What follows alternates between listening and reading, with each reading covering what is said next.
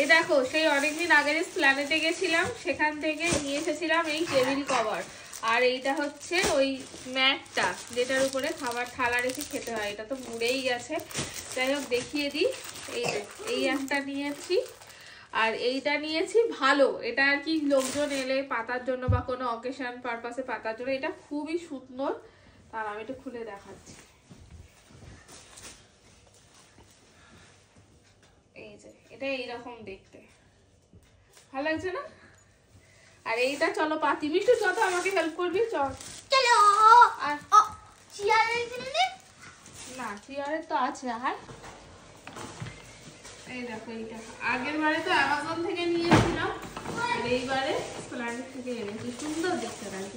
আর এটা পুরো মাপের, একদম 4 সিটারের মাপের। ভালো লাগছে না? তো মা তো এটা পেটে দিয়েছে, এবার আমি এগুলো সুন্দর করে সাজিয়ে নিই।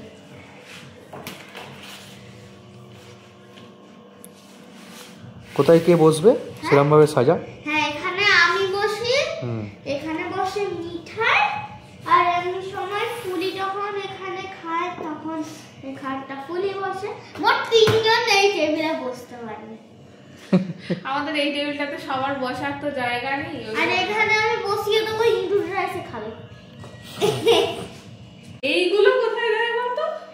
এইগুলো তো এরকম করে যদি টেবিলে খাও কিছু চাও কিছু তোমরা খাও, এখানে এরকম রেখে খেতে পারবে। হ্যাঁ ঠিক বলেছো। এইগুলো এখানে করতে পারবে। ঠিক আছে বন্ধুরা, জলের গ্লাসও রাখতে পারি। এতে এরকম সাইডে তো আমাদের এই নতুন টেবিল কভার এবং এইগুলোকে কি বলে আমি ঠিক জানি না।